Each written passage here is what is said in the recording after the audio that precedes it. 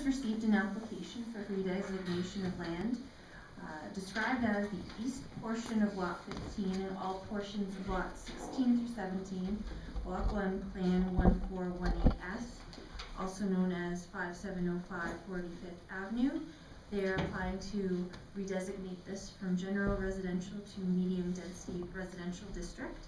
As well, the same applicant has applied to redesignate lots 18 through 21, Block 1, Plan 1418S, also known as 4416 C&E Trail, also from general residential to high density residential district.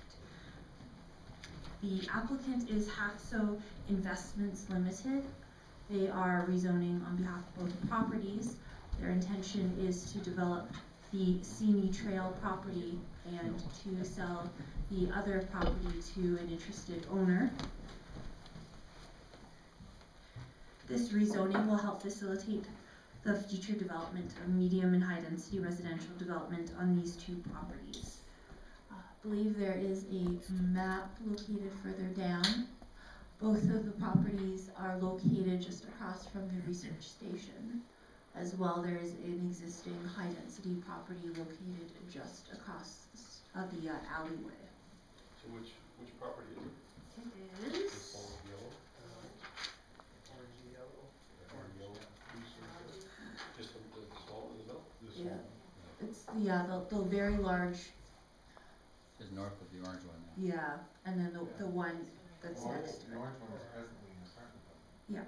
So that's just located across Single the, family building right there. yeah. So it's those two properties. For the medium density, which is the interior lot, the applicant would be looking at doing a fourplex.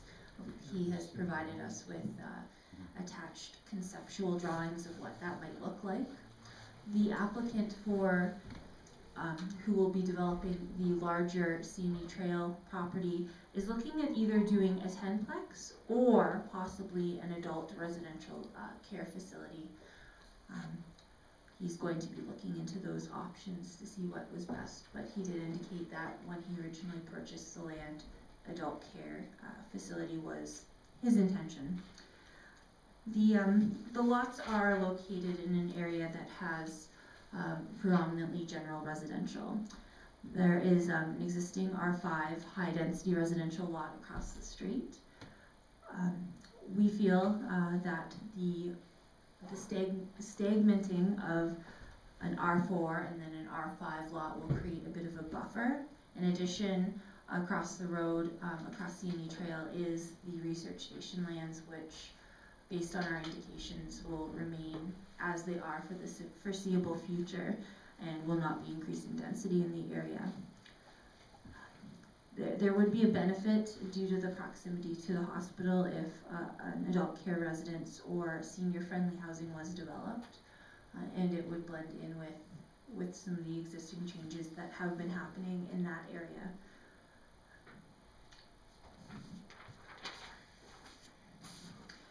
In addition, due to the addition of the lights at the corner of C&E Trail and 50th Avenue, staff sees this as a good potential development. Traffic should be flowing up C&E Trail due to the location and access, and then we'll be proceeding to have access to that set of traffic lights, so the traffic congestion wouldn't be as bad as in other situations where it's a four-way stop or just a one-way stop sign. It should be noted that this property does also fall within the Heart of Town Area Redevelopment Plan, and that one of the key goals of this plan was to encourage the development of a diverse housing stock, which includes providing a variety of housing type choices and encouraging multi-unit housing to be distributed throughout the town. So these proposed rezoning would meet the goals of this plan. The applicant has paid the $1,000 fee, and city staff is recommending council give first reading to this bylaw and that a public hearing be held on Monday, January 14th at 6:30 p.m. Thank you. Councillor Musman and Councillor Foster. I need a determination on conflict of interest. I provided the conceptual plan for 5705. I think we're looking at, this is strictly rezoning. This doesn't have anything to do with what is going on in the property after it's rezoned. Thank you, Councilor Bosman. Councilor Foster? Thank you, Mayor Christie. I'd like to move that council give first reading to bylaw 300.70. Thank you very much. Discussion. Do you want me to do the other one as well, or leave that for a separate motion? We've got the one on the table right now. Thank you. Discussion. Councilor Kite? Thank you, Mayor Christie. I think that this is a very good fit for the neighborhood, considering what's already there. The block is full of duplexes, and like Jennifer said in her report, that R4 would make a nice buffer between that one and a higher density building, a bigger building on the higher density zoning. The location is also perfect because it is on the main road. CNE trail, so access is there, and I like the idea of the options mentioned for the higher density future development too.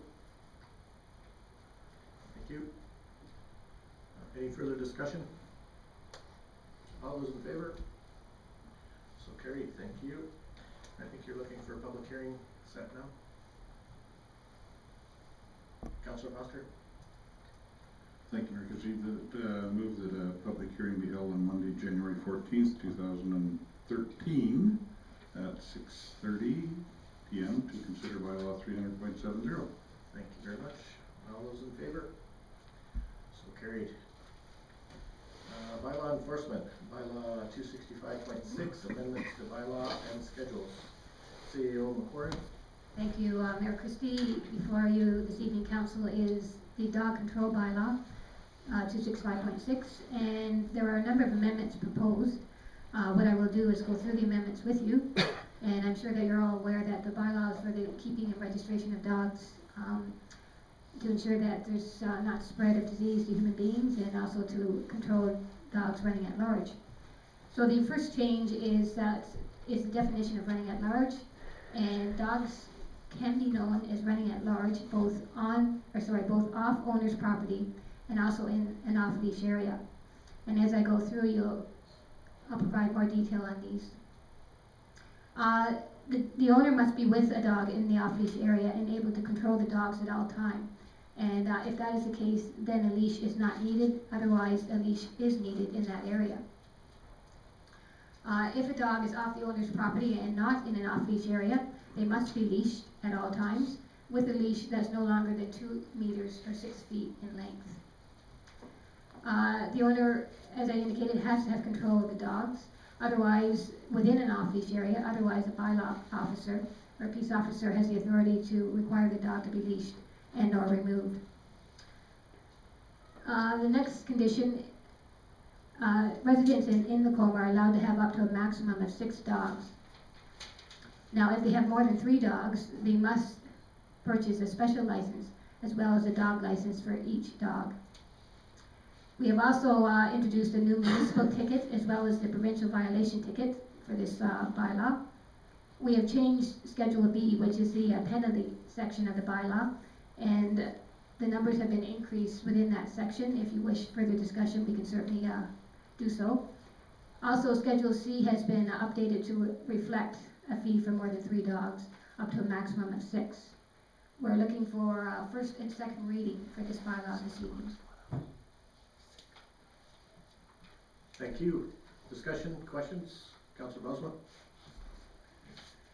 I just need a bit of clarification. Is there an opportunity here for us to say that we actually are not referring to allow up to 6 dogs? We can say maximum of 3 and no further beyond that, because I know that's been a concern for some residents in our community already. To Councillor Bosma, that's not the recommendation before you. We are recommending that up to 6 dogs be allowed on a property. However, if council wishes to reduce that number, that's your prerogative. I would like to suggest that that is the case. We are an urban community, we're not a rural, and I don't believe there's that need to have that quantity of dogs in any one residence. If we do allow this to happen, then I think we would need to consider a little bit, a few more stipulations on that. One of them being single-family dwellings only or detached dwellings only, rather than semi-detached, etc. But I would prefer that we would strike out that portion and not allow 6 dogs at all in any one residence in our community. Councillor Foster? Thanks, Mayor Christie. Within this council, this current council, we just went through this about 2 years ago, where we looked at this from bylaw. We just made the changes to specify the special licenses and everything else. So I would like to make sure that we look at that first before we make a decision on reducing the number of dogs. When we just went through this a short while ago, does anybody else remember this process when Wayne brought it forward to us? Was it previous? No, I'm sorry. Didn't seem like it was that long ago. It's not yet. That was quite a bit of discussion. Councillor Kite? Thank you, Mayor. I tend to agree with Councillor Bosma. I remember our discussions from the previous council, and the only thing I remember was that we limited the amount of dogs to 3. I don't recall the special license for 6 dogs at all from our previous discussions. So I would be on board with what Councillor Bosma suggested.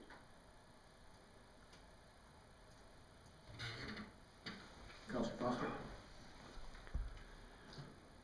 Thanks, Mayor Christie. So, I don't have any dogs, so I'm not proposing that this is an issue, but what do we do with the existing people that have more than 3 dogs at this point in time? So, I guess that's just a question that I have to raise, because I don't think we can ask somebody to dispose of their loved animals. CEO Macquarie, then Councillor Kite. Thanks, Mayor Christie. In answer to that, Councillor Foster, I would recommend that we grandfather those individuals in. Councillor Kite? Thank you. Further to that, does that special license then refer to a kennel license? The special license is to, in To have order the 6 to, dogs? Like I remember that we talked about kennel license if it was more than 3 dogs. there is no kennel license being proposed this Okay. evening. No, and I think with regards what the discussion was with regards to this before was that special license was granted through municipal planning. They had to come to municipal planning commission to get that license, but we didn't think that it fit within that, so it was put back under bylaw at that time. And I think it was very, very few homes had more than 3 dogs or applied for licenses. It was very, very few, so it wouldn't be hundreds of homes with more than 3 dogs for sure. So what we're talking about is 8, section 5.11, A. Well, it's being removed in its entirety and replaced with provision that requires anyone more than 3 dogs, period, be required to obtain a special license and dog licenses for each dog. Is that what I hear you saying, Councillor Busman? I'm trying to look for what you're describing, and I apologize, I don't find it, and I would like to find it before I make a comment. Thank you. It's on page 2, number 8, section 5.11. CEO Macquarie? Perhaps, Mayor Christie, we could change the wording to read that no more than 3 dogs will be allowed, and there's no need for a special license, so that part can be removed entirely. Is that what I'm hearing, Councillor Basel? You want 3 dogs maximum? Therefore, Because you don't need a license for 3. You don't need a special license for 3. Yep, okay, for more than 3. Does Does that make sense, Councillor Foster, what you're saying?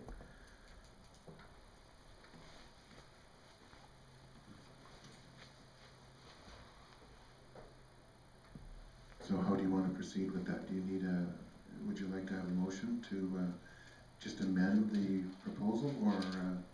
That's correct, Councillor Bosma. A motion to amend the recommendation. Okay. I would make that motion that we amend the recommendation and eliminate the any more than 3 dogs per one household in our community. Thank you. Discussion on the amendment? Councillor Foster, or actually Councillor, not on the amendment? Okay, Councillor Foster on the amendment. Thanks, Mayor Christie. So, Peter, you mentioned other stipulations. Are you leaving it the way you are, or are you changing to the other conditions that you wanted? If we are amending the bylaw to allow only 3 dogs, then I'm going to recommend that we don't make it any more exclusive or for these owners. So if they are in a semi-detached, that is still possible to go with 3 as an example. I'm not, if we did agree to go beyond 3, then I would have suggested that we leave it to single family dwellings only, detached dwellings. Thank you.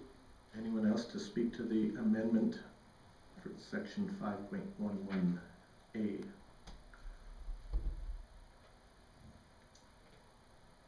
Councillor Creasy? Thanks, Mayor Christie. Could I just have someone read that, how it's gonna be, because I'm a little confused now. You got the number? Yes, to Councillor Creasy, we are going to state that no more than 3 dogs are allowed per household, and that they be required to get a regular dog license For each animal? for each animal. Yeah.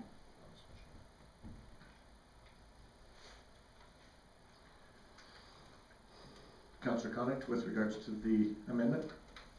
No, not yet? Okay. Any further discussion with regards to the amendment? All those in favor of the motion for the amendment? Opposed? So carried. Thank you. Now back to open discussion. Councillor Connacht. Yes, thank you, Mayor Christie. One thing that I'm looking at the original bylaw that hasn't been touched on in the revision is under section 4 nuisance 4.1D. It says bark, howl, or otherwise disturb any person. Unprovoked barking or howling in excess of 5 minutes shall be considered an offense under this section. I'm just wondering if that's something we could maybe look at a little bit. I know when I first came on council, I had a number of people complain to me about this, how a dog will bark for 3 minutes and then stop and then start up again, and so technically the clock had to start again. Like, this is a real gray area. I don't know if you can put a time on it, or how do you, like, I'm just suggesting maybe it should be excessive barking, just because I've heard that on a number of instances where people will say that, dogs are barking, bylaw will come and say, well, he hasn't been barking for 5 minutes. Steady? Well, does any dog bark 5 minutes for steady? Like, it's a gray area for me, and I'm just wondering if that's an area we should maybe take another peek at while we're revising this. I'm not entirely sure what it should be changed to, but I'm suggesting maybe take out 5 minutes and just put excessive barking. I don't know. And where was that in the bylaw? It's under the original bylaw, 256 or 265. Sorry. This is the amended one, yes. Yeah, it's not on the amended one at all. That's what I'm saying. It needs to be looked at. So you have to look it up. You have to pull up. You have to pull up 256, which is what I've done. Or sorry, 265. My mistake. Okay, thank you. Councillor Rempel? My question was, number 6, section 3.2 speaks to dogs in off-leash areas. The owner is still required to have control of the dogs, and give a bylaw and gives the bylaw officer authority to require a dog be leashed and removed from an off-leash area. What is considered control of the dog? Cause my thinking is that, if the dog is off the leash, you know, most dogs will probably listen when an owner calls. Is that considered control? I just want clarification on that, because if someone is in a off-leash dog park, doesn't have a leash on, obviously, because they want the dog to run around, are they really in control? See you, McCoy. Thanks, Mayor Christie. To Councilor Rempel, that's exactly right. In control means your dog will respond when you call them, and they will not go running off and present a hazard to others.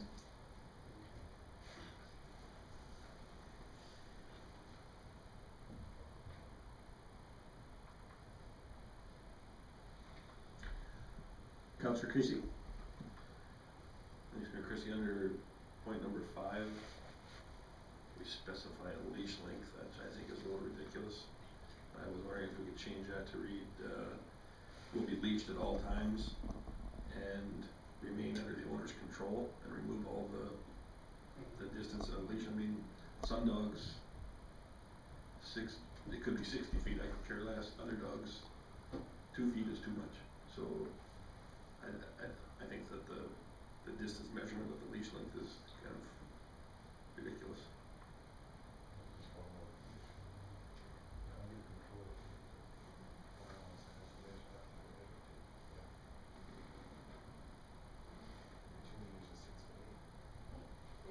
And that, I think we will require a resolution for amendment. This will be good.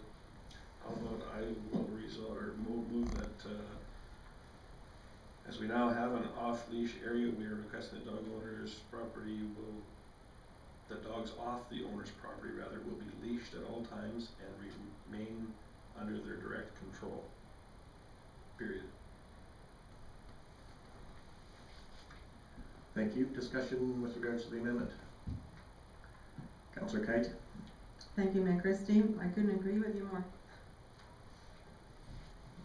Thank you. Yeah. Mark that one down, Councillor Creasy. Thank you. All those in favor of the motion for amendment? So carried. Now, there's still this item on the table with regards to Ruben's. Ruben, have you got the bylaw up? You've got it there.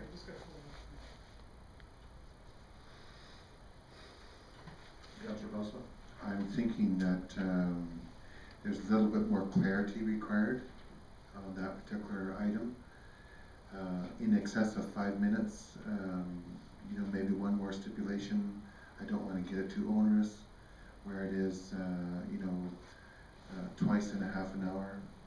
I mean, you know, for 5 minutes at a time, just so that we do have, you know, one more control on that particular item. Otherwise, it could be that they're, you know, shut off for half an hour because 30 seconds because they need to breathe, and then keep on going again. You know what I mean? It's not defined very well. Okay. Thank you. Councillor Foster, then Councillor Kite. Thanks, Mayor Christie. You know, we could debate these things for all night, and we're not going to get any further. Let it be the homeowners and the complaint and the bylaw people that work it out, because you're never going to win this one, right? I mean, putting a time frame on it is not going to. I just don't see any reasonability to this thing, because the bylaw officer is going to have a complaint on his or her you know, situation where there's nobody who's going to win this thing unless there's some reasonability put into it, and I think it's just a matter of working it out. Each case, I don't think we can tie it down that tight. Thank you, Councillor Kite. Thank you. I appreciate that, Councillor Foster. I have lived in 2 neighborhoods where there's a dog that barks for hours on end, and so I know that it happens and it's extremely annoying. I would appreciate that we have a section in this amended bylaw to address that. I think we can do that, and the feeling that I'm getting is that this has to go back, because it's been taken out in its entirety with regards to the nuisance end of things, correct? Like it needs a little more work with regards to that. Or have you got proposed amendments for that, for this? Or should we send it back? Well, I think we should send it back. I mean, we've touched on 4.1G. I'm saying 4.1D needs to rework. Something needs to be done there. 4.1D. It hasn't been touched on at all, and I'm suggesting Yeah. it needs to be, that one needs to be looked at. Be rejigged. Okay, thank you. Councillor Redbold and Councillor Creasy. Thank you, Mayor Christie. When we change the bylaw pertaining to leash, will that automatically change the definition? Because in the definition for leash, it also has a length. Yes. Thank you.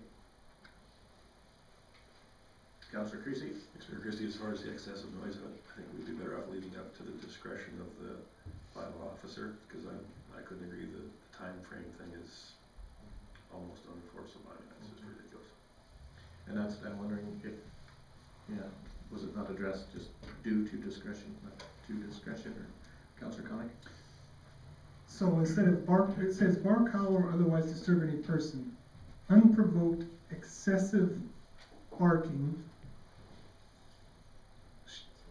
No, that's what I'm suggesting though, is to change. Unprovoked excessive barking shall be considered an offense under this section. So how do you word in the discretion of the bylaws? Like, there's gotta be, because that number, that 5 minutes has gotta go. I mean, it's gotta be either put a different number or take the number out, or at the discretion of the bylaw officer or something, because that, I don't know.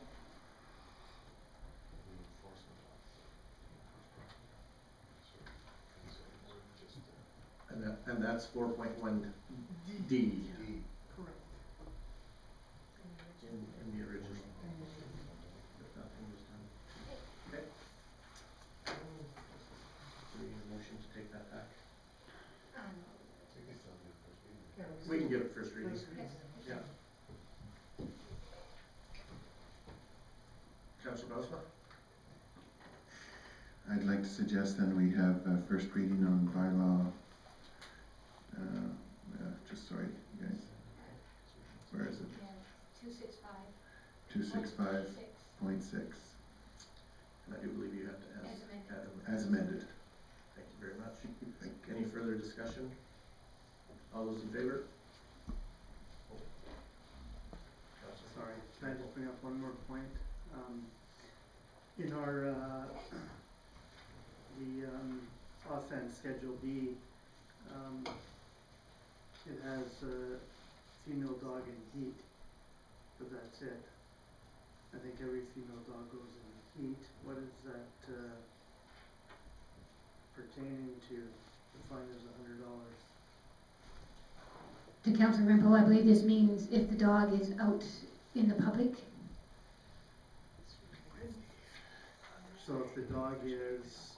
It's off the owner's property. Okay, so then they would get a running at large ticket for $75, and if the dog is in heat, they would also get a $100 ticket as well.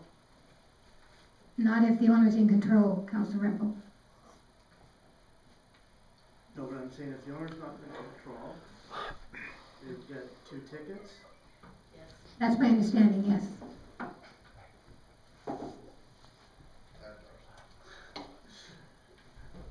Yeah, I think this maybe needs to be looked at a little bit, just because,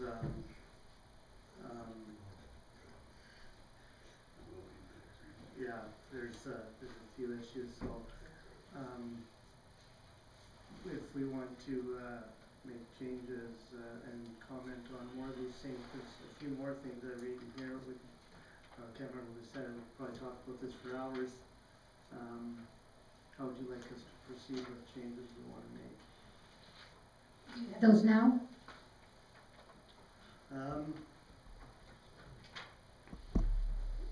The other thing that I see in here is it talks about barking at or chasing bicycles, automobiles, or other vehicles, but it doesn't talk. Sorry, no, it does talk about chasing a person. No, I'm okay then. Thanks. All right. Counselor Foster. Thanks, Mayor Christie. I guess if we have anything else, if we could maybe email, You can meet myself. to Norma, yeah, I think if we're going through that, rather than, spend any more time tonight on this.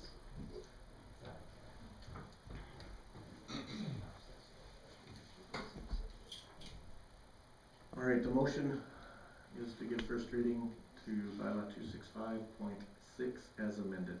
All those in favor? So carried. Thank you. We will go down to council and legislative council remuneration policy. CEO McQuarrie. Thank you, Mayor Christie. At budget workshop, there was some discussion about the definition of an official representative of the city in terms of council's remuneration policy. So I have come back to council with an addition in terms of the definition of an official representative. And what that means is when council attends a function or event and makes a presentation, accepts an award, or represents the city officially. This, however, does not include council's attendance at conferences or out-of-town meetings. So it's important to clarify that council receives an all-inclusive base salary and that there is no need to submit expense claims except when council travels out of town. That's another part. I'm sorry. Counselor Foster. Thanks, Mayor Christie. Thank you, Norma, for that clarification. That settles all questions for sure. Counselor Kite. It is right here, under per diem amounts, half a day for 100 and full day for 200. Does that include then all members of council, including mayor, or? Yes, it does. Thank you.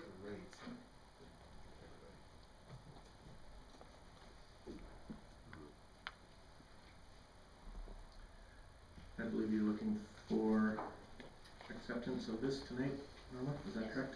Thank you. Councilor Rempel. Thank you, Mayor Christie. I just want to say thank you for clarifying this. There was some confusion among us just because the wording seemed to be different than what we had meant. Many of us have gone on lots of conferences and done lots of things and have never asked for per diem. And then when reading through this, it looked like that anything out of town was done like that. So I just want to say thank you for clarifying this and also for clarifying that it is for half a day is 100, full day is 200. The other question I have is with this, is there an amount put in each councillor's budget then up to a certain amount that they can claim for the whole year? And if so, what is that amount? I don't recall it. To Councillor Rempel, at this time, the amount is $200 per year, per councillor. Per councillor. Okay. And do we have a separate amount for our mayor as well? There was a $500 amount, per diem amount for the mayor per year. That has been removed. So how does our mayor get the per diem if we don't have it in The mayor would not receive per diem. I'm just wondering if where we decided that, or I don't think it's fair that as councillors, if we go out of the city on official business, we get paid, but our mayor, who does way more than we do, doesn't get paid. I'm just wondering where that came from. To Councillor Rempel, the mayor has never claimed the per diem, and the per diem has been removed for the mayor. Upon my request. Well, that was your request? Absolutely. It's never been claimed and never will be, so I just asked to have that removed. Well, I guess that's fair if that's something you don't want in there. and you never have claimed it, so it's never been used, but for example, then what if we have someone in the deputy mayor position that does something out of town? That shouldn't come out of the councillor's part, it should come out of, but the mayor, shouldn't it just be left in there just in case? It's up to you guys. I've asked to have it removed. If you guys want to have it back in, you can. And yes, if you're acting, I mean, in my opinion, I'm out of town a lot and acting on behalf of the city, but I do believe that is part of my role as mayor, and that's why we got rid of per diems, so that it was open and out there, and to get rid of per diems, and so that it was all even, and somebody not claiming one thing and somebody else not, type thing. So I asked to have that 500 per year taken out, and it's entirely up to you guys what you want, because there is 200 per councillor in there, and I'm sure that if the deputy mayor, it's never been claimed by a councillor either since January 1st, Right. 2011, when we changed And our I- enumeration. So. And I can totally understand that and appreciate that. I guess I look at it though as if there comes up a situation where that has to be claimed, I don't expect my employees to go and do something for me that I send them to, and they just say, well, you know, I'm just gonna not worry about getting paid. And we are employees of Yep. the city, and it's not like we have asked for it or it has ever been used. Yep. But now there is no option that if someone has to go out of town, and I think that that whether we use it or not, we'd be more responsible to have it in there in case it has to be used. To Councillor Rempel, certainly the ability to provide the per diem is in your policy, your remuneration policy. This is a budget matter where the money has been deleted, so perhaps this discussion can occur when we review budget. There, as I said, there is provision in this policy for the per diem for all of council, including the mayor. Okay. Yeah, that's fair enough. I think that we can probably discuss that. Thank you. Councillor Bausma and Councillor Creasy. I'll make a motion that council approve the revised remuneration policy. Thank you very much. Councillor Creasy. Thanks, Mayor Christie. I think that council would be well advised to follow your lead and just remove the per diem altogether, given that we haven't used it in a year and a half now. I don't foresee the time we're going to, so if you're going to do that, I think we all should do. It's $200 a year. It's not the first chance. Yeah, we can talk about that at the budget time there. Any further discussion? All those in favor? So carried. Thank you. Council open house. On the proposed budget, the feedback. Director Vaughan. Thank you, Mayor Christie. So we have compiled the feedback that was received from citizens at the open house that was held regarding the proposed budget. And we've provided a bit of information for council's information and endorsement.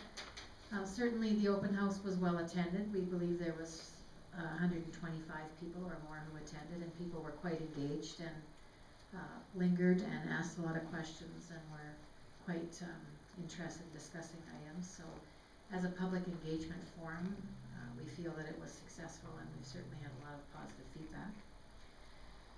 Based on that,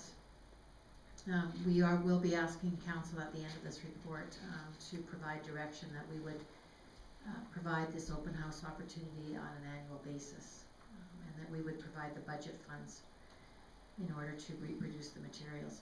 So the cost, as you can see, was about $1,200 for the evening, and that was related to having the boards and the information printed up, and then of course the rental fees at the LMC.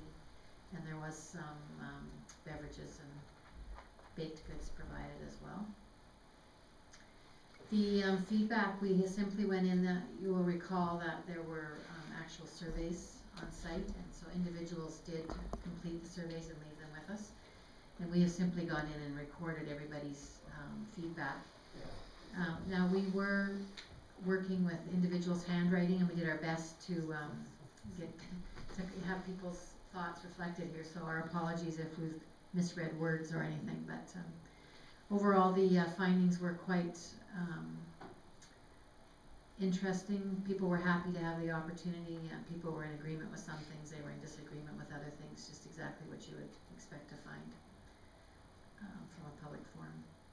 So we're presenting this feedback for council's information, and we will be also asking for your direction to provide this as an ongoing event.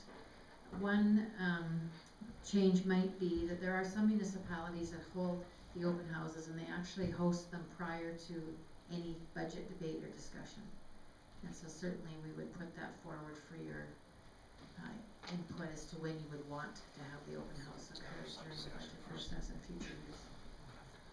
And based on council's direction, then we will be incorporating a budget item to offset the costs of the evening. Thank you. Discussion, Councillor Connick? Thank you, Mayor Christie. To me, this is a no-brainer. I mean, I think it's, we should be absolutely doing it every year. And I would be more than happy to make that motion that council direct administration to include an annual open house, future budget schedules, and that $1,200 be budgeted for this event. As for when, that's something to be determined, but absolutely. Thank you, Councillor Connick. Councillor Foster? Thanks, Mayor Christie. Yes, I certainly agree with Ruben. I think that it was very well worth it. We heard all of these comments. I think there was certainly no surprises on this when I read the comments. It was very well worth it. I think we continue with a successful process. I don't know that we need to do one ahead of time just because other communities do it. I think we've got a good process here. This is a good start. If we get some feedback, I did not hear one person ask me why we didn't do this ahead of time. So I'm thinking, you know what? We got a good process going. Let's try it for a couple of years and see if it works. And if somebody comes back and says, you know, why aren't you doing it ahead of time? Yeah. Thank you. Anyone further? Councillor Creasy? Thanks, Mayor Christie. It's nice to see all these compiled into one list. I was just curious if, I don't see backsides in print very often. Is that a hyphenated word or 2 words or a single word? I'll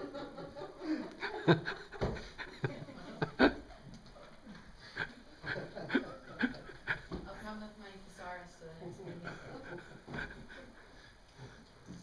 Any further discussion with regards to the feedback? Councillor Rempel? I just want to say, I heard from a number of people as well after that had attended, and even some that hadn't, but said, you know, unfortunately they couldn't make it, but they were very pleased that we were being this open and transparent and allowing people to come and see this, and not having to come to, you know, sit through council meetings or that sort of thing. So absolutely agree that we should do this, and I think I know, Ian, what you're saying as far as you know, the process is good. I'm just wondering if, you know, we hear a lot of things about certain items, if it's not easier if we find these out before we kind of go through the deliberations. I can kind of see us maybe doing that as well, but we have a little bit of time to work on that and figure out exactly how we want to do it. But also very interested to see that a lot of times with these sort of things, when you're talking taxes and budgets and that sort of thing,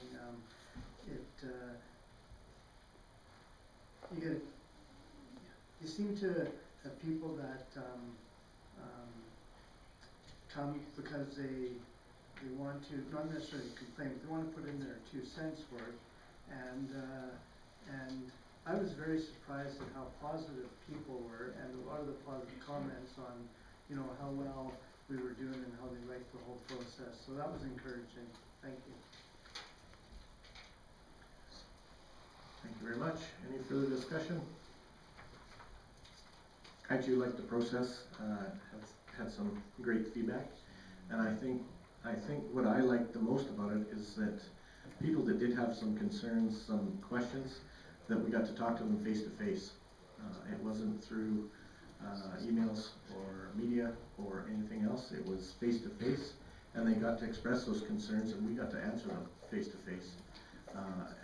And we got kudos for that. I think I know a group of people that left, there was, 4 of them that all said that you have to do this more often, and when I explained that it's the exact same thing as Coffee with Council, they said, oh, well, we'll come to Coffee with Council as well, so, I think we're doing great things here, and, I think face-to-face is the best way to do it. There's a motion on the floor. All those in favor?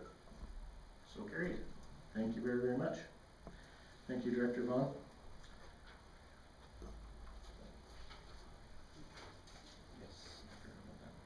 Let's bounce down. Sorry, Teresa. Bouncing you down a little bit. Let's bounce down to collective agreement of the police, January 11, 2011 to December 2013. Bert Assen, would you please report to the peanut gallery?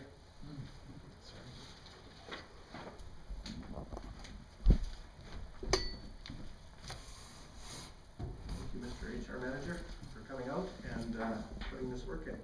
With regards to the collective agreement, I understand it's just some housekeeping with regards to some wording and whatnot in the agreement. And the floor is yours. Peter? He's transferring the floor to my side of the room.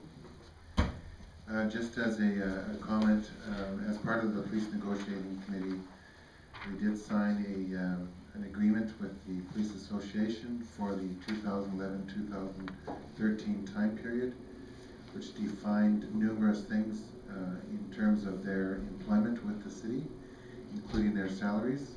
It was determined at the time when we made the initial agreement that there were a number of poor items of grammar. Some of the articles were not numbered correctly. A few little things needed to be tweaked, and this is now the result that you see here tonight of those revisions. The intent behind the document is still identical to the original document. We had just cleaned it up as far as these items are concerned, and so therefore it is just a housekeeping matter, no more than that. And so I would endorse the amended, as a motion, I would endorse the amended City of Lacombe and Lacombe Police Association January 1 to 2011 to December 31, 2013 collective agreement as presented.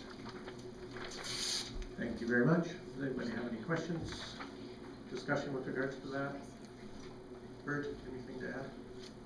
No, just that once it's approved, then it's signed both by council, administration, and the president and vice president of the association. Thank you. Seeing no lights on, all those in favor of the motion? So carried. Thank you very, very much. Thanks for staying there. We will bounce back up to financial services, banking services agreement. Our finance manager, Teresa. Thank you, Mary Christie. As you know, we accepted the tender of the Service Credit Union for banking services. And when they sent the agreements over, we got them in the form of resolutions. So they are quite lengthy. And there are 2 of them, one for regular banking services and one for online banking services. So I guess the only way to really deal with this is for me to read them. I am going to do them unless somebody else wants to read them. These are resolutions, correct? Yes. Now, do we have to read them, or can we put them on the screen and the motion be made as per the resolution on the screen? I believe we can. To Council Christie, certainly we can do that with the resolution on the screen. I was just asked that our finance manager highlight what's in the resolution so we know exactly what you're adopting. What's being said, that would be great. Thank you. Okay, for the regular banking services, what you're seeing in this resolution is setting out all the roles and responsibilities of the municipality versus the Service Credit Union, what each of them has to bring to the table. One of the things that's outlined here is the appointment of the signing officers, and they are all members of council, as well as myself, CAO McQuarrie, and Michael Minchin. Other than that, It's just your typical, who does what, promissory notes, who can add and delete, all of those things. Normally, many of these things would be brought to council, and the very last thing that they have asked is that any other resolutions that came before this be removed. So there is this one, and there's the second one. Do you want to do them separately? Are they the same? Are they not the They're same? they're pretty close. The wording is slightly different in the one for the online banking, but the signing authorities are still the same. Yes. I think we're fine with passing them both, I believe. Any questions? So do we have to rescind the past ones, or in passing these ones, does that automatically do that? Yes. It's automatic. Mayor Christie. Thank you. So I believe the motions are there. Any questions, any discussion on this? Yes. Councillor Boswell? Thanks, Mayor Christie. Because they are separately entered on our agenda, I'm just going to suggest that we do them separately. That's fine. So let's deal with the banking services one first. And that's the one that we have up there, is that correct? Director Law? Okay. Councillor Creasy? I'll make a motion to accept the banking services agreement as outlined online and on our screen right now, as opposed to reading it all. I think we've already done that. Thank you very much. Any further discussion, questions? All those in favor? So carried. Thank you. I think we all have to do a bit of signing on that one. And with regards to the online banking service, Councillor Kite? I would move that we accept the online banking service agreement as presented. Thank you. All those in favor? So carried. Thank you very, very much.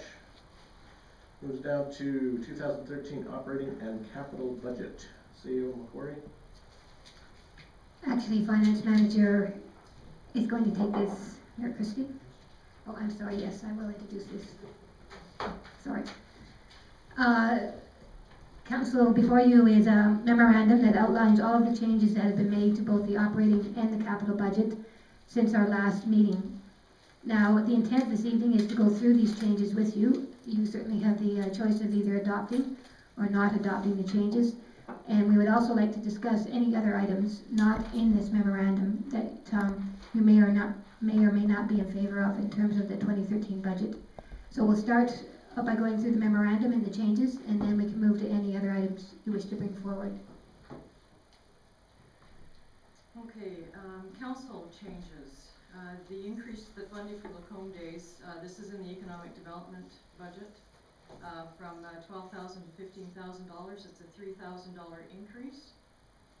We increased the Heritage Society by $10,000 with an offset in increased funding from Lacombe County of $5,000, an expense and a revenue both of $5,000. That's also in the economic development budget. We eliminated the laser radar equipment from the bylaw enforcement budget. That was a $2,845 savings. We eliminated the tagline for the city under the Community Economic Development Department of $7,500. Based on the council decision to implement the solid waste roadmap, the solid waste budget has been updated to reflect the additional costs, and you're going to see that further down where the budget corrections and updates are. Under budget corrections and updates, this is where you're going to see the removal of the $505 per diem for the mayor. The $202 per diem for each councillor still remains in the budget. Under the information systems, they moved the telephone network upgrades for our telephone charges to upgrades and replacements, that's just moving from one code to the other. That change was $4,000, and there was no charge or change to the overall budget. The reduction of the water charges for the Aquaplex based on the 2011 consumption. The 2012 actuals included consumption from a water break, so we have reduced this by $12,429. There's adjustments made to water, wastewater, and liquid solid waste budget resulting in small deficits. These amounts will be covered by reducing transfers to reserves as follows. The water reserve from $387,133 to $383,347. That's a $30,786 reduction. Wastewater reserve from $256,122 to $254,047, which is a $2,065 reduction. The solid waste reserve from $122,555 to $121,867, which is a $688 reduction. There was this adjustment to the solid waste department. This had to do with the recycling program. There was an increase of revenues of $63,679 and an increase also of the expenses for the same amount. You'll see the details of that under each one of those items. For that adjustment to the solid waste department, there was no net change in the operating budget. Did you want to touch on number 6? Number 6, yes, I am.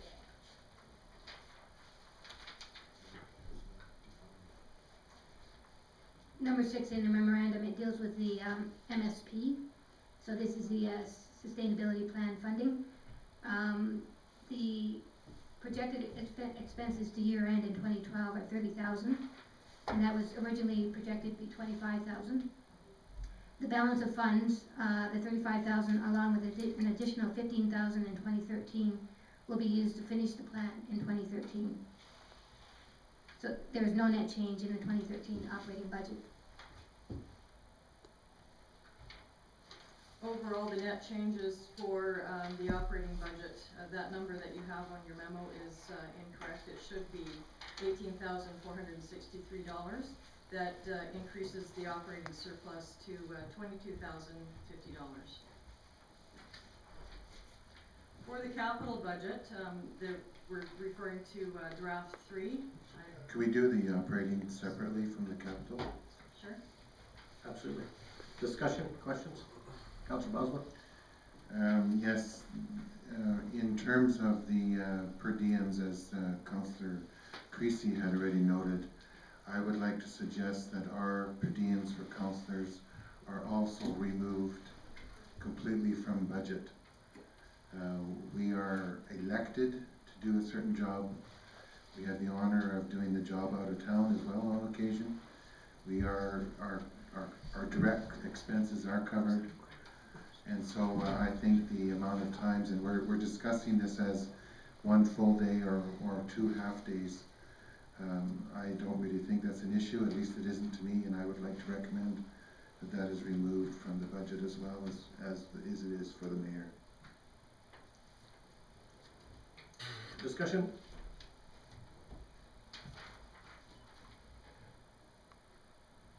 Councillor Boswell? One more item, just for clarity. Item number 2, under council changes, increase funding to the Historical Society rather than the Heritage Society, because there is no society that is that name. Thank you. Yeah, there's no. Councillor Connick? I have a different concern, or are we still looking for discussion on the per diem? Thank you, Mayor Christie.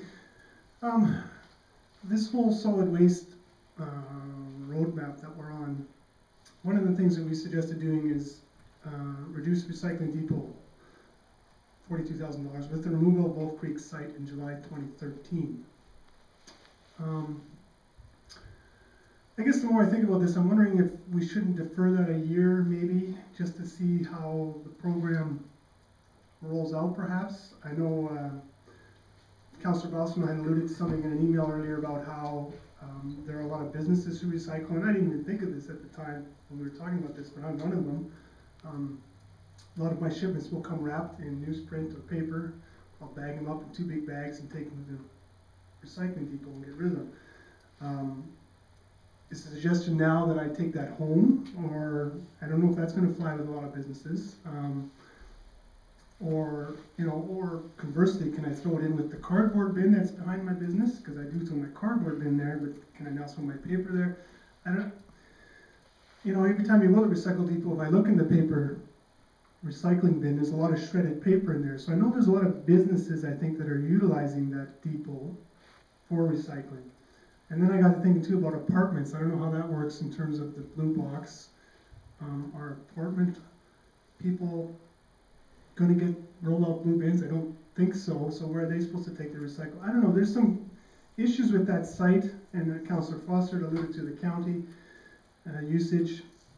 I'm just wondering if maybe we should defer that for a year to see how the program works and takes before we yank it out right away. I think that might be a little premature, but those are my thoughts. Thank you. Director Gowdy, then Councillor Foster. We will be looking at the option of larger single-stream recycling options for apartments and businesses, but just so council is aware, businesses that are using the recycle depot right now are doing so for free. That facility is funded by residential fees only, so there is no actual change in that side. The businesses have been using it, but there has been no corresponding cost for them. Thank you. Councillor Foster. Thanks, Mayor Christie, and thank you, Ruben, for bringing up the county situation. I think we do need to have some further thoughts on that. We do have a Lacombe Solid Waste meeting coming up next week. I believe it is, Grant? Next week. So we have had some conversations. The authority has got the complete package. Matt, you had sent that to them. We've had some discussion with the county, but I think it would be diligent to just make sure that isn't something that's going to disappear without their feedback as well. Councillor Bosma. I'm not in favor at all of keeping it open strictly for the use of county residents. They don't pay for it in the first place. So I can't see why we would have to keep it open. They can create their own recycling system if they wish to do so.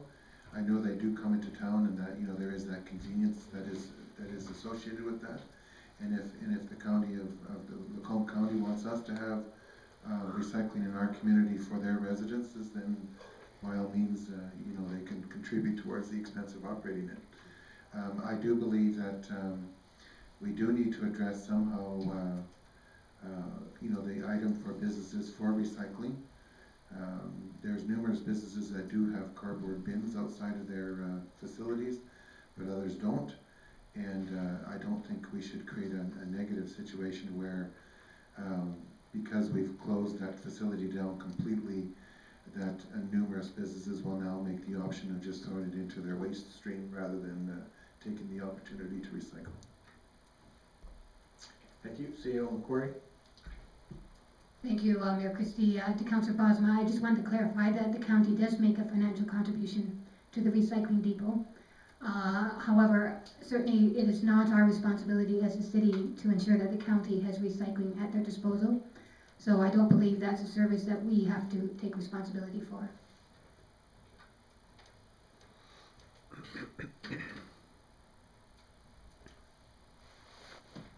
Councillor Connick. I would agree, but as Councillor Foster alluded to, maybe we just need to have another conversation with the county. Maybe they want to pay more to keep that facility open. Maybe, I don't know, but that's something we should maybe seriously discuss with them. CEO McQuarrie. Thank you, Mayor Christie. I'll just bring to Council's attention that you have adopted the implementation plan for the solid waste roadmap. Certainly, if you wish to see amendments to that, then the direction would be for us to bring that back. So we do need to know if you wish to see amendments. In speaking with the county and directly asking what they thought of our solid waste plan, they approved of it and thought it was a great plan, and nothing in that plan changes anything that they need to do. It was endorsed, and there was they thought it was very forward and thought Matt was very diligent in the job that he did with regards to this, so.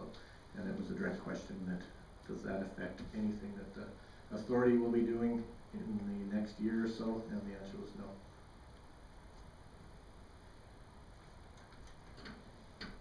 Councillor Rempel, then Councillor Kotick. Thank you, Mayor Christie. I just want to speak to the per diem as far as I agree that if the mayor is removing his, and as councillors we should remove ours as well, so it's straight across the board. There's no confusion if, you know, everybody's getting it but the mayor or anything like that. So that part I absolutely agree with. I just think it has to be same everywhere. I agree that some of these businesses are using recycling, and I think we definitely need to look at how we're going to make sure there is more than just cardboard and garbage for businesses as well. And you know, having my own business, it's one of those things that even customers are looking for, our businesses being you know, environmentally responsible. And I want to be able to, you know, tell my customers that, you know, I'm recycling as much as I can. And so I think it's important that we have an option for business. I think that is something that we need to be able to show that we are being environmentally responsible for that part as well. Director Gowdy, then Councillor Creasy. Just to be very clear, we will have an option for businesses. The final delivery system hasn't been totally finalized, but there will be something available for businesses to participate in. Excellent, thank you. Sorry, Councillor Kotick, did you have, I had you on the list there to give comment? No, what Councillor Rempel said is perfect, thank you. Thank you. Councillor Creasy. Thanks, Mayor Christie. Just under number 3 there, I recall speaking about the laser equipment, and I can't remember the reason why we decided to remove this. It just, I don't know, for a $2,850 expense, it just seems, I don't know, I wouldn't say irresponsible, just, I don't know, it doesn't seem like money well saved to eliminate our bylaw officers from having the opportunity to be able to do speed enforcement. CEO Macquarie. To Councillor Creasy, the intent here was that the traffic enforcement is not the first or primary responsibility of peace officers employed by the city. Certainly that is the responsibility of the peace officer employed by the Lacombe Police Service. The intent was that these peace officers are doing more municipal enforcement versus traffic.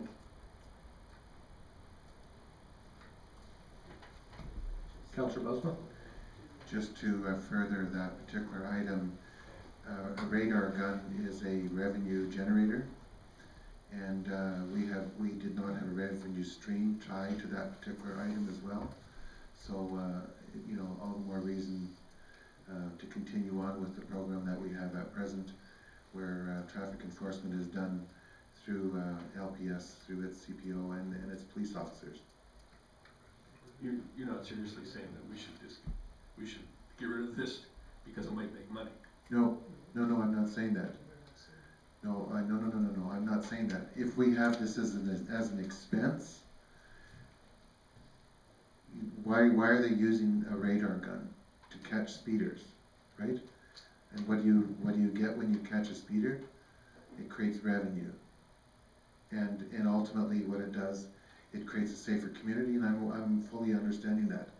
But if there's an expense side for this radar gun, then there should be a corresponding revenue generation with that radar gun.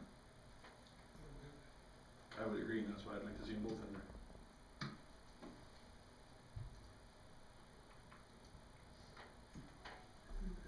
For clarification, my understanding from CAO Macquarie is that our present CPOs that are employed by the City of Lacombe, our 2 enforcement officers, are not using their time towards traffic enforcement, but rather than municipal bylaw enforcement. Councillor Rempel? Thank you, Mayor Christie. I do recall that, that when we did discuss this, there was, I thought it was actually Director mentioned that, it said, that our bylaw didn't really want to be involved in, the, speeding part of, traffic violations part of the bylaw that, they could do, so, I think that was, a bigger basis of our decision to even take it out as well, unless I'm wrong, but I thought, yeah, they had requested it, and, but they have also said they didn't really have time to do it, from my understanding, so. CAO McCory? To Councillor Rempel, certainly, it's not their primary responsibility to undertake traffic enforcement under the Traffic Safety Act. However, they do have the ability to issue tickets should they find someone speeding, hence the request for the radar gun.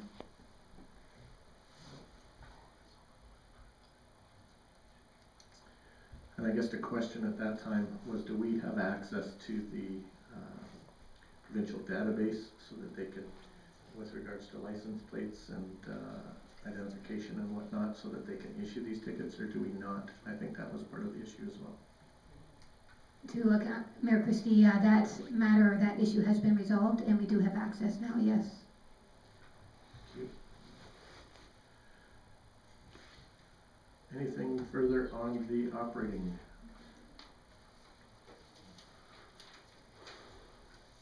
Can I just ask at this time, are there any other operating items that council would like to bring forward at this time for discussion?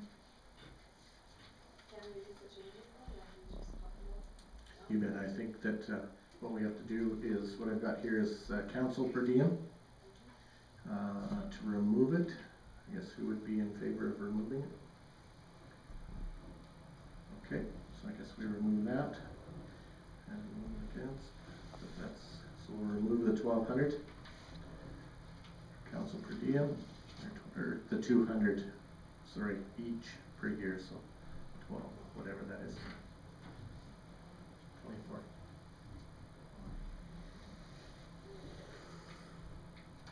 Mayor Christie, we also have to add 1,200 for the open house, budget open house. That's right, which we passed in a motion, so that will be added. We're removing the 200 per councillor per year for out-of-town meetings. Recycling location closing. Who's in favor of closing it as per our plan, solid waste plan?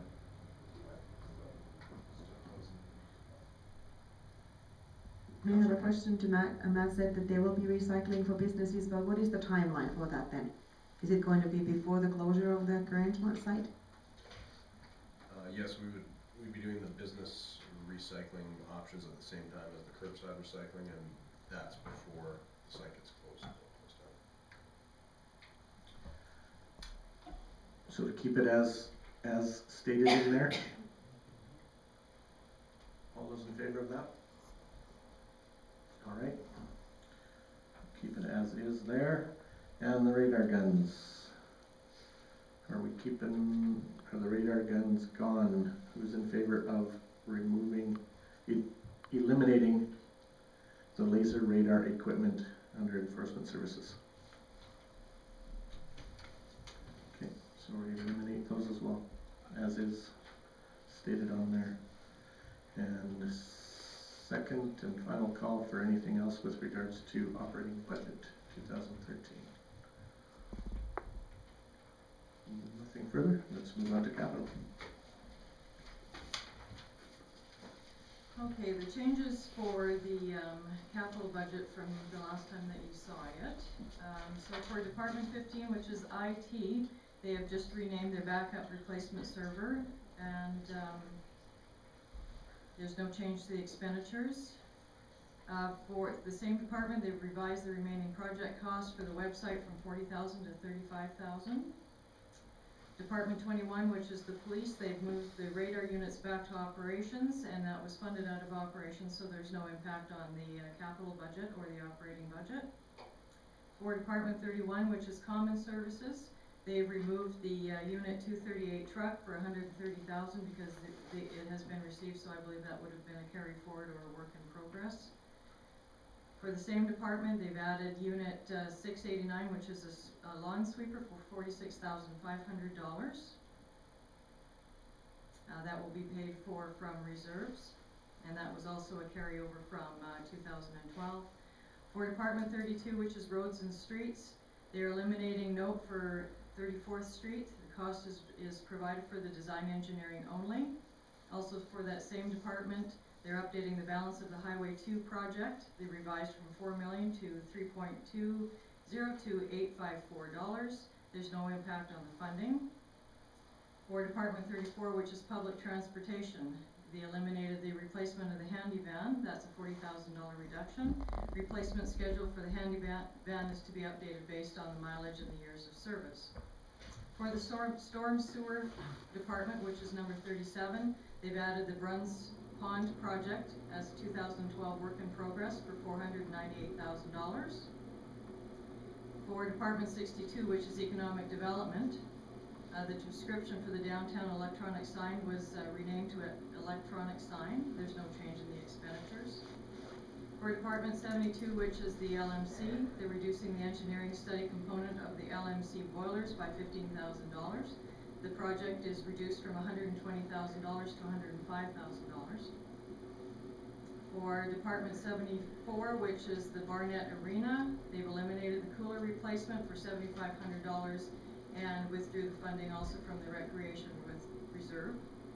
Also for that same Barnett Arena, they've eliminated the grill replacement for $8,500. Further, the administration is proposing to extend the arena parking lot redevelopment over a number of years in 2013, including only the upgrades to the spray park landscaping and changes to the arena entrances. The remaining portions of the redevelopment would be deferred until the paving of the parking lot takes place. As a result, for 2013, the project has been deferred from $834,295 to $325,753, with reductions in funding from Lacombe County and MSI Capital. The total of the proposed 2013 capital budget is now $12,335,663, a net reduction of $972,464 from the first draft that was presented to Council on November the 8th, 2012. Thank you. Discussion on capital. Councillor Bausman and Councillor Foster. The item of the Barnett Arena parking lot obviously has been quite contentious over the last little while, and we heard about it at our budget open house as well as through the media, etc.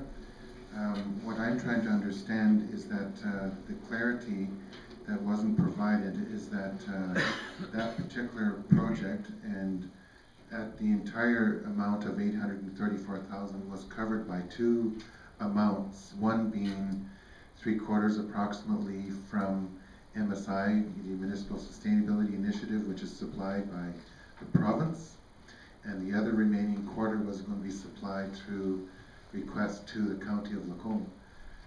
There was going to be no impact in that sense for any property taxes, and so having reduced the scope of the work is certainly a consideration here, and maybe we did need to revisit it, but the clarity wasn't provided from the outset where the funding was going to be coming from, and the reality that it had no impact on our property taxes.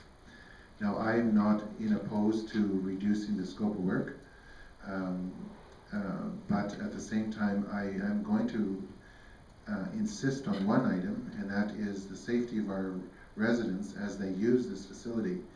We have to realize that this is a facility that is used by a lot of children, and during the summer months, there's no question that some children are going to be going off to the pool to have fun for a few hours, that are responsible and that are able to go as their parents allow them to, and they're gonna walk there rather than drive. And at the present time, we have no proper sidewalks for them to walk on to get from the streets to the building. And I believe this is something that we have to address.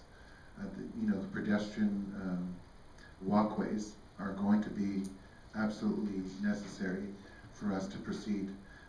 Yes, that would incur additional cost in this coming year, but if the costs can continue to be covered by the province and through the county, then I would like to suggest that we continue with this project. Definitely, I have no issue with the revised format, but we need to ensure that the safety of our citizens is of high priority, and that needs to be considered through the design of this parking lot. Thank you. Councillor Foster, then Councillor Rempel. Thanks, Mayor Christie. My question was also in respect to point 14 on the arena. I'm wondering if Brenda, if you could bring up the email or the pictures of what we have for the proposed changes, that might help, because this is a big issue, I guess.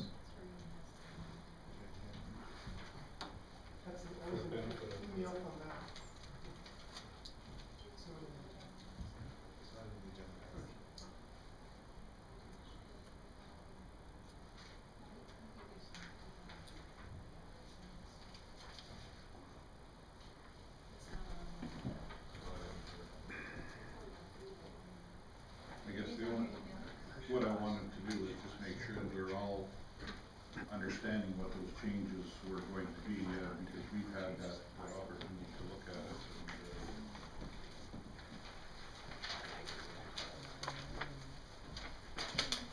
So I'm not quite understanding where Peter is coming from as far as the safety issue here.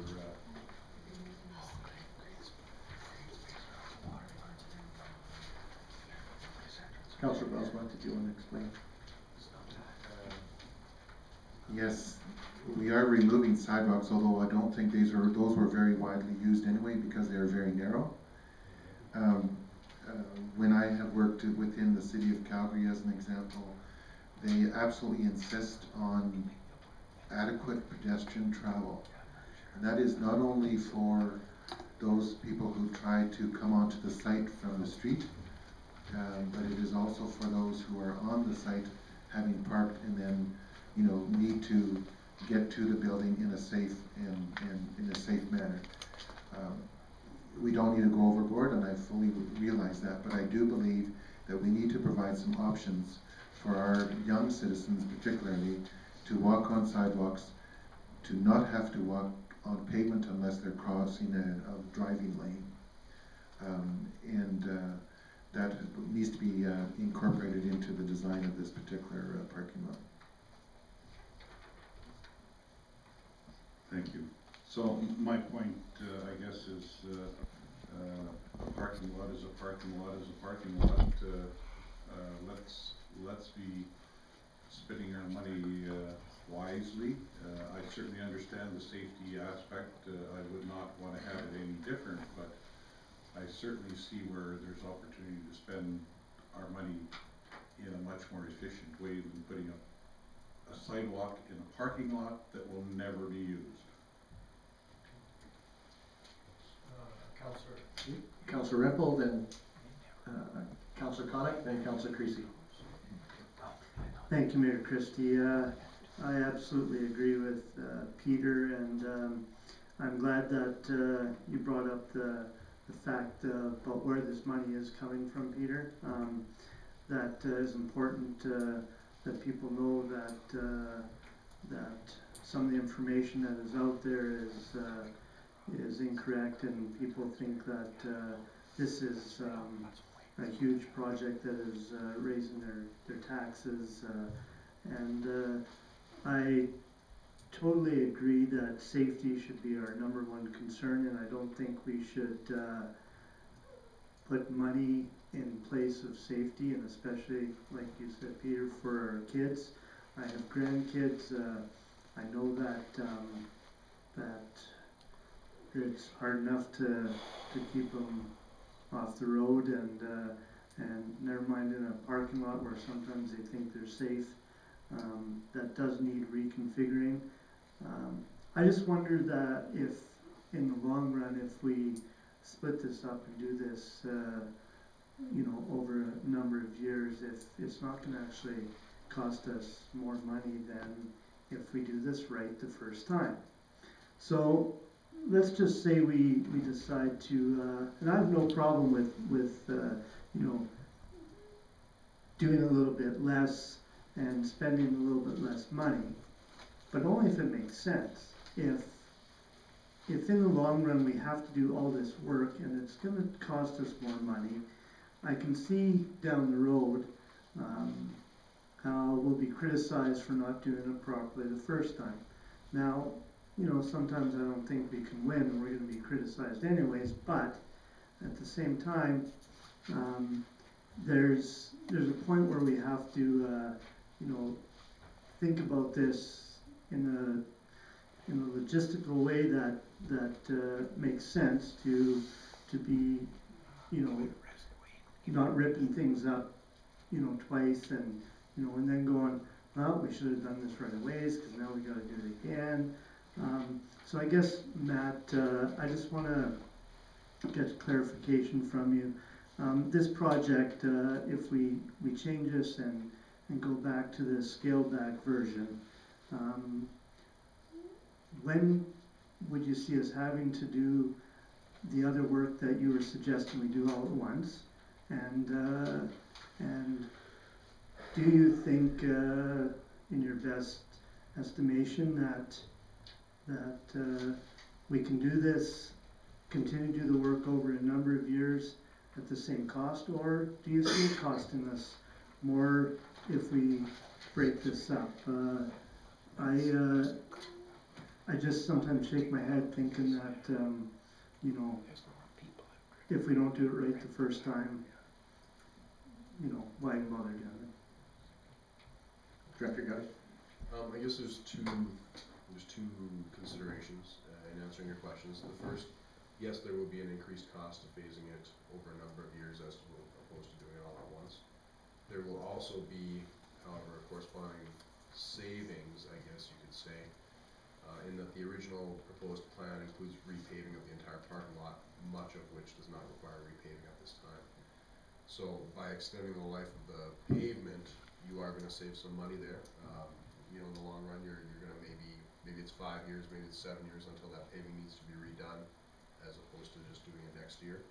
So there is some savings there, but in terms of the actual construction dollars that you'll see, I would say you would probably increase the cost by about 25 to 30% by phasing it over a number of years.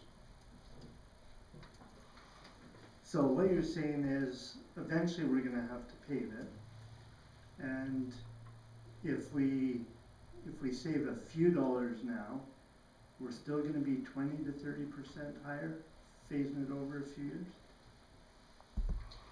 Yeah, you'll end up paying mobilization costs twice. You will end up redoing some of the concrete that's proposed in this configuration as it gets reconfigured. So there is going to be overlap work that would be redundant, but the savings would be from getting that full useful life out of the existing pavement, which you would not do if you repaved more. Kind of thing. There is still good life left in that pavement. Thank you. Councillor Connick? Thank you, Mayor Christie. I would wholeheartedly agree with both Councillor Bausma and Councillor Rempel. I like the original design and the original scope of this project. I think once you start reducing this project, you're going to start cutting some corners that need not be cut. The original project called for proper sidewalks, called for proper parking spots, called for speed bumps. None of those exist in this revised project, and that concerns me. As Peter Bausma has alluded to, none of this money is coming from taxpayer dollars, it's coming from MSI and the county.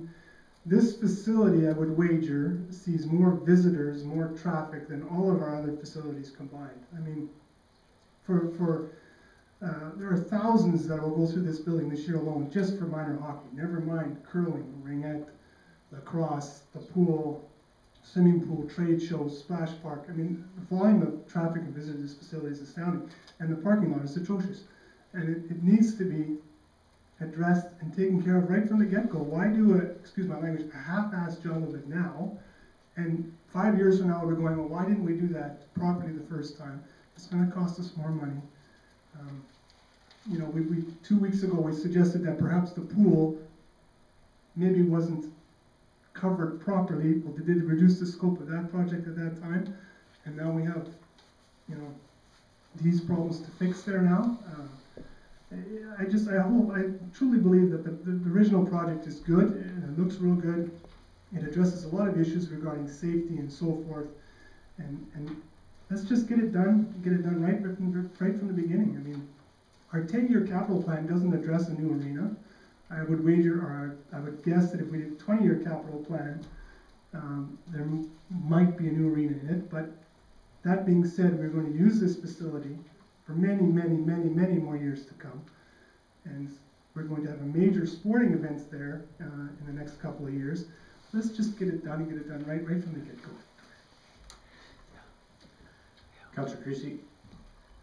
Thanks, Mayor Christie. I guess as one that originally been brought up, this questionable use of our funds, I really don't agree with spending money foolishly, regardless of who we can stick with the bill, the county or MSI or otherwise. It's still all our money. So although I do like the reduced scope, I would like some clarity on the 325. Is that still 200,000 for the spray park and the remainder for the 2 entrances changes shown on the plan? There is a breakdown of cost. I believe it's about $120,000 for landscaping. There's about $60,000 of concrete, if I'm not mistaken. I don't have it right in front of me. And I guess just regarding the speed bumps and the pedestrian walkways, one of the big reductions that you're seeing here is that the raised walkways, which would have been paving stone, have been removed, which would have provided the continuous pedestrian corridor to the doors. Sorry, did that answer? Yeah, I just wanted a summary. So basically the 125 was going to the parking lot and the 200 was going to go to the spray park, more or less. Sorry, no, 120 to the spray park, 95,000 of total concrete. That includes the entrances and the exit reconfiguration and the required reconfiguration on the parking lot. 7,000 for paving. That would be just where concrete was removed. 15,000 for general roadways and earthworks, so areas where it had been filled on a base work would be replaced. And then 4,000 of miscellaneous and general, 31,000 of miscellaneous and general requirements to be mobilization, demobilization, traffic accommodation, that sort of Okay. So originally, correct me if I'm wrong, it was 200,000 that we were putting towards the spray park, and now it's about 125, more or less. Correct. So what is accounted for the substantial difference in that portion of the project? That's just a reduction in the amount of landscaping that will be done. I guess the level of landscaping will be reduced by the corresponding amount. Okay. I guess the other item that I would like to bring up with respect to the safety issue and whatnot, I think that we certainly went through the closure and movement of the entrance into the lot. I don't know that I just have a real problem with suggesting that because if we put some sidewalks in there through a parking lot, it's going to make it safer. That's as much an enforcement issue as anything. Every big parking lot in every commercial area, whether it's Costco or wherever, doesn't have sidewalks running everywhere. And the vast majority of the people that use this arrive by automobile, and we can't install a sidewalk from every automobile. I mean, I see this as a reasonable reduction in costs. At the end of the day, it is still just a parking lot. I don't think that I think that the safety concerns for the school children and whatnot that is going to be gained by the proposed intersection closure is a positive move, but changing this plan and adding a bunch more costs and whatnot, at this time is certainly not in our best interest, I don't believe. Councillor Bosma, Councillor Rempel, and Councillor Foster. Thanks, Mayor Christie.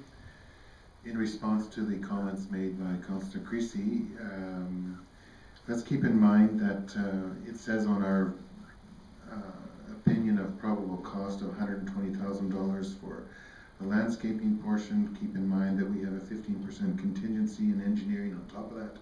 So that would also be designated towards that particular part of the project.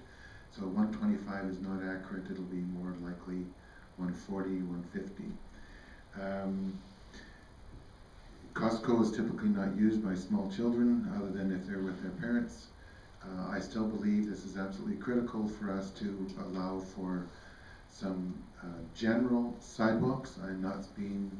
We certainly do not need to supply sidewalk from every vehicle, and that's just totally ridiculous to suggest that, or even suggest that that would ever happen. We have to provide some general safety ability, particularly because of the type of use that this particular facility has.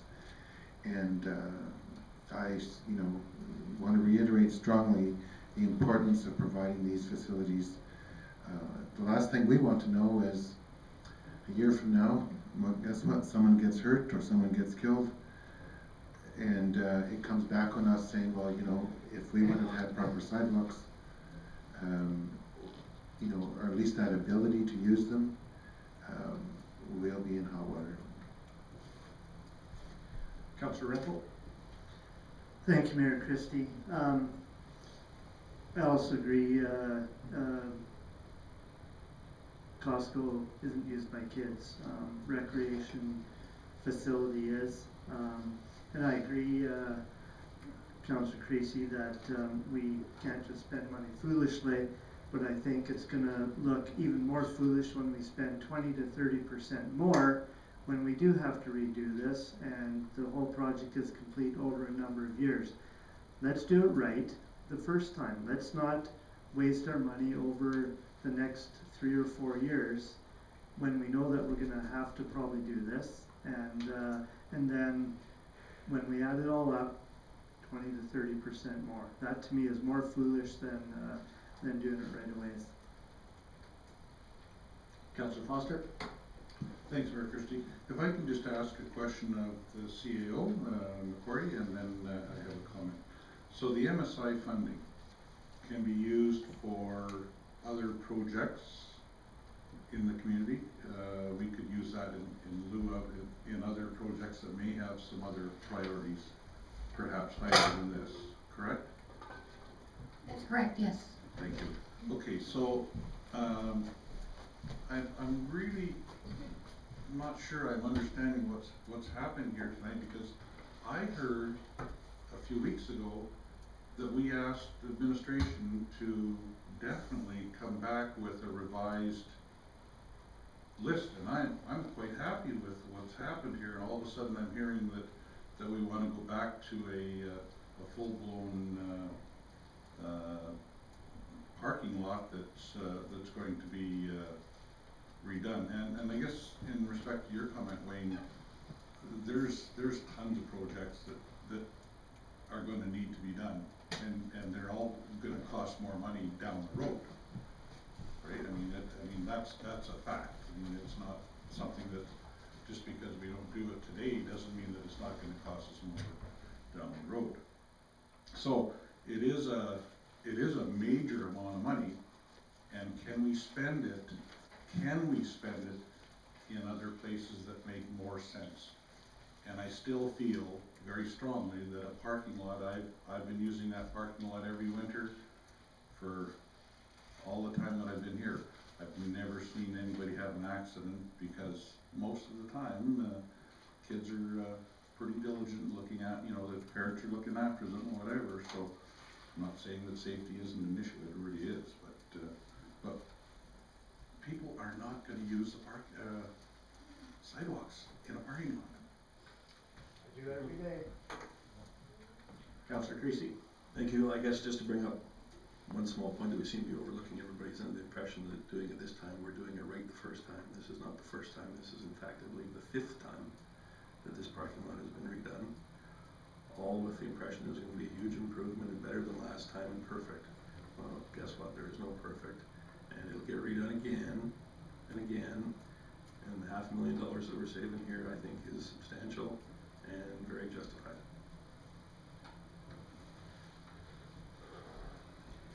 Councillor Bousmith, and we will have to make a decision on this One item. more We can comment. be here till midnight, thank you. Thank you. I totally agree with Councillor Creasy in that we should not spend our money foolishly, you know, no matter where the source is. I think we have to be prudent and stewardly of the money that we receive. I do believe that we also need to do it correctly. I believe that the scope of work can change if the pavement has some life to it, yet let's save it, let's not recover it. Or we can reconfigure a simpler design for the parking lot. Let's look at that. But I think we need to research this a little bit further, come back with one more proposal on this particular item before we make a decision on the entire capital budget.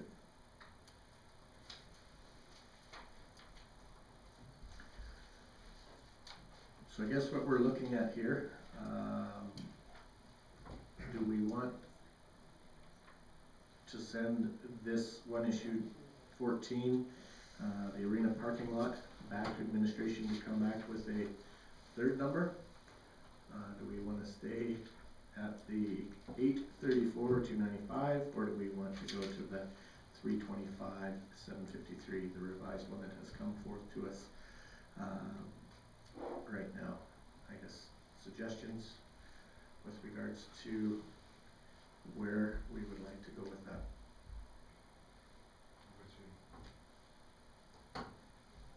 The 325? No. Do not proposal. Have a third number come back? 3 is not in front of us yet.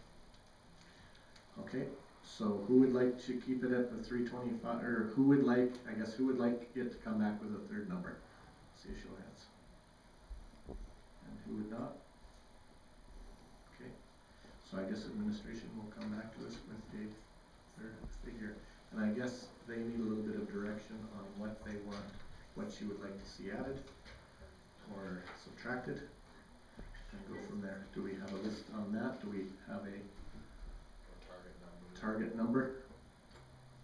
A budget? Is it 500,000? Is it 600,000? What is it? Councillor Kite? Thank you. I don't have a target number, but I would propose reducing the payment but adding some main sidewalks. Reducing the pavement. I mean, not paving, if we don't need to pave it. It's not that easy. The option that does not include sidewalks also does not include pavement. So when we do sidewalks, we need to pave. no, we could do, what I'm sort of hearing is that maybe we would go with something like, is before you at the 325 level, but add in some sidewalks and maybe some more pedestrian corridors and raised speed bumps. But that is probably gonna, That's it. those are the items that were largely responsible for the price reduction that you saw. So adding those back in is probably gonna get you close to 600,000, somewhere in there, just guessing. Councillor Bousman? I have a hard time believing we would spend $300,000 on sidewalks. I believe that you can go back to the engineers, the consultants, and say we need to save some money from the 834. We don't need to bring it down to 325 because we are concerned about these items. There's some creativity allowed there. I would feel that it's palatable to be between 400 and 500 maximum cost on that particular item. Thank you. CEO McQuarrie? Thanks, Mayor Christie. Thank you, Mayor Christie. Certainly we'll go back and we'll make that adjustment and certainly target that price range. I do need to know if there are any other budget amendments or changes that you wish to bring forward.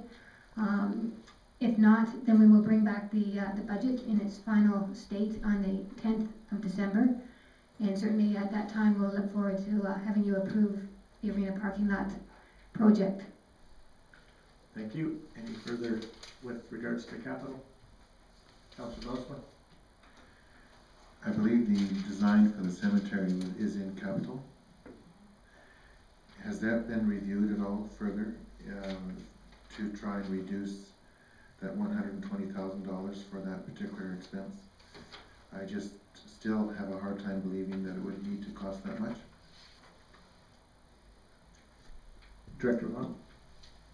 To Councillor Bosman, the $120,000 includes the hiring of a firm to look after the complete project. So they would end up with them preparing the tender-ready documents and actually overseeing construction. So if we reduce the scope of the intended RFP, then that would reduce the cost. I can tell you that I think it's City of Lethbridge spent $379,000 designing their cemetery, which was about, I think it was 60 acres or something like that. So that's quite a bit larger than ours. So we certainly can look at reducing that cost by reducing the scope, which then would result in that work coming back into administration, I'm guessing. Councilor Bosman? Just to have clarity here on that particular item, we have discussed this being a plan for the entire life of the cemetery, in other words 75 to 100 years. I can understand planning it out, that's not a problem, but we also intended to phase the project in as far as construction was concerned and only provide or take over land that is needed as we felt it was needed. So do the costs then get adjusted because we don't need to worry about having one of the baseball diamonds removed 10 years from now or 15 years from now, you know what I mean?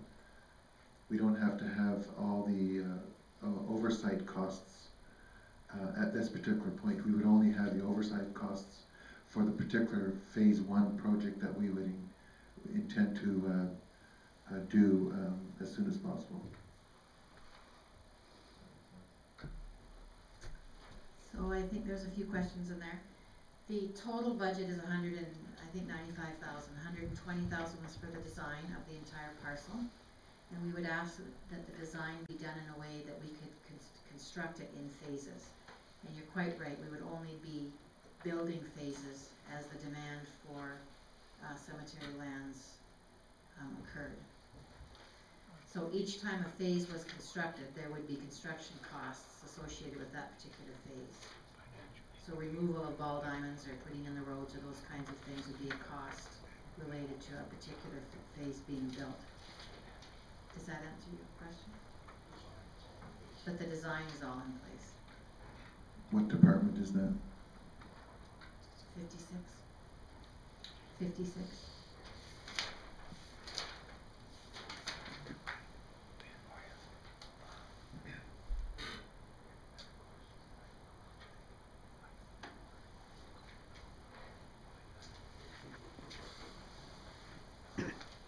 Any supplementary? So 75 is for construction. That is correct, for phase 1. Okay.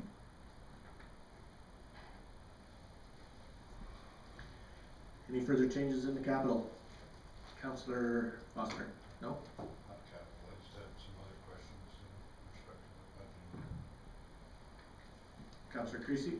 I'm just, if I could regress back to the arena parking lot in order to get it cleaned up by next time, I'm just curious, where, is there a particular location that we're directing the administration to explore, locations of sidewalks or from several directions, or where is it that, and just leaving it pretty open-ended here, we want this to go on until February.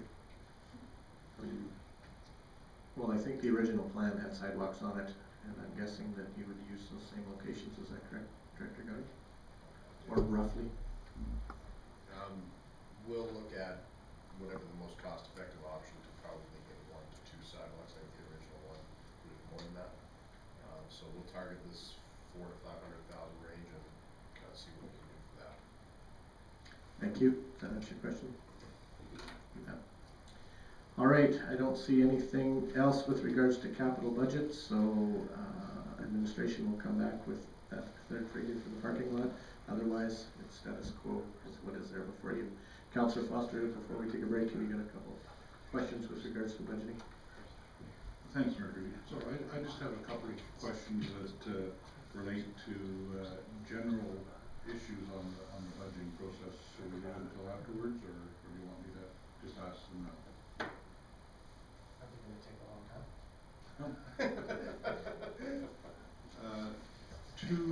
Two questions. Are we going to talk more about the percentage of increase of taxes with all the changes that were being proposed?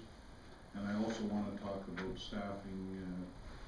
There seems to be lots of opportunity maybe to look at some staffing things there. So I don't know how much detail we want to get into at this point or after the break or whatever. To Councillor Foster, in response to your question, we are at a 3% tax increase with the changes. And in terms of staffing, certainly if you wish any changes to the staffing levels, we should discuss that now. All right. Is your preference after our break? Keep going right now, or do you want a break? No, no break. Okay. Go ahead. So my proposal is, yes, we're sitting at 3%. What I'm hoping that we can do is perhaps look at reducing that. I know that what I've heard in the community an awful lot is there any way of reducing that downwards? And I know that a difference between 2% and 3% isn't that significant, but I think it behooves us to look at ways of reducing that. Staffing, I guess my general comment, and I made this comment before I left the last budgeting process, and I guess I'll say it in a different way. I don't think any one of us ever gets the job done. You know, I was in the bank here for 20 years. I never got the job done in a particular day.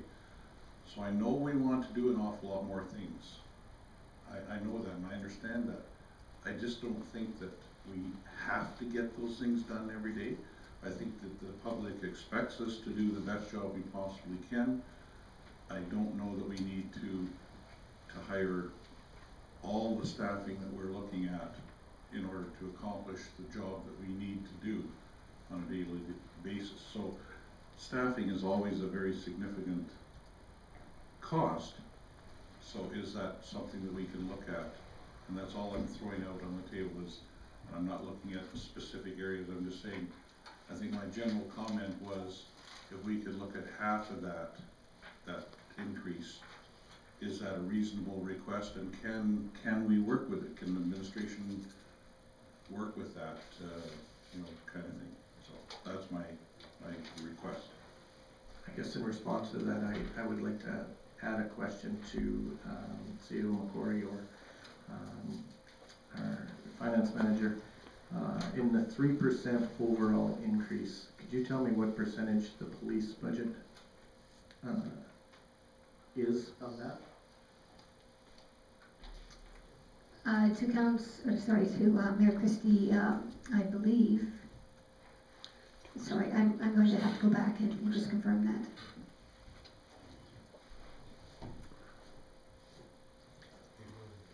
I do believe it's right around 2%, between 1.8 and 2% of the total 3% increase. I think we run quite an efficient ship here, and outside of that, what do we have left? 1.2% increase with regards to operations. Capital budget, what does that increase our overall tax increase?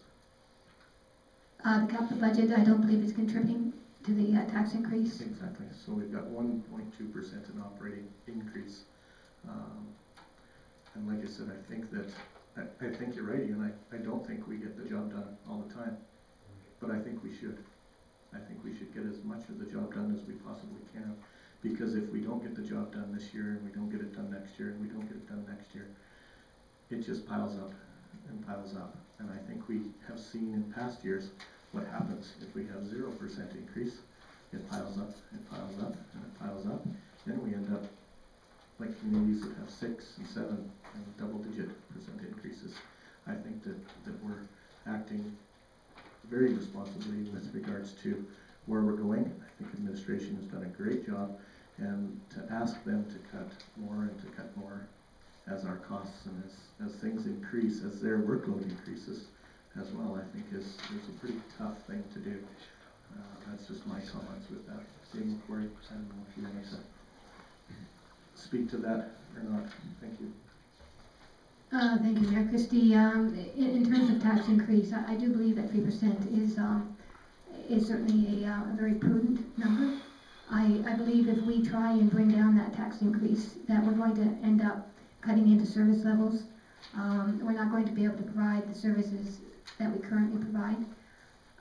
So I do believe that council, or I would appeal to council to understand that a tax increase is necessary, and that no tax increase means that we're going backwards, we're going to regress. Councillor Creasy, then Councillor Rempel. Thanks, Mayor Christie. Initially, we had a 3% increase that we're working from, backwards basically, right? And we seem to have eliminated quite a few things here, and yet we're still at a 3% increase. Either I've missed some of the items that have went up, or to offset all of the savings here. To Councillor Creasy, the capital budget does not contribute to the tax increase. In the operating budget, we have increased our operating surplus, and that has left us at the 3% tax increase. Okay, and percentage-wise, we're about $100,000 a percent? That is correct, yes. And I'm sorry, what's our the change that you just mentioned? The change I mentioned is the operating surplus. Is what now? It's, I believe, $22,000. Which is 1/4 of a percent, yes. So there we're at 2.75. And once again, we need to be careful what we ask for, because we started with 3% is what we asked for, or that was voted for, and that's what we got. So, Councillor Rempel. Thank you, Mayor Christie. I absolutely agree with what you said, and I've talked to a dozen people over the last week since we've had our open house, and once they realized actually what the percentage was and how much that affected them per person, and they were actually quite surprised when you break it down that really it isn't that much, and they've seen the progress we've made in the last number of years, and they've said they don't want to see us go backwards, and as long as they see that we're doing a responsible job and doing it well, they are open to a tax increase, because they see the same thing. If it doesn't, it's going to catch up with us eventually, and there's many communities out there that their increase is a lot more than what we are. So I think we're doing a fairly good job. Thank you. Councillor Bosman. Just as a point of interest, Department 21, which is the police department, has a net increase of 207,000. That's 2%. So for the rest of the city operating under 1%, wonderful. Thank you. Any further discussion on budget? Let's take a break. 10 minutes.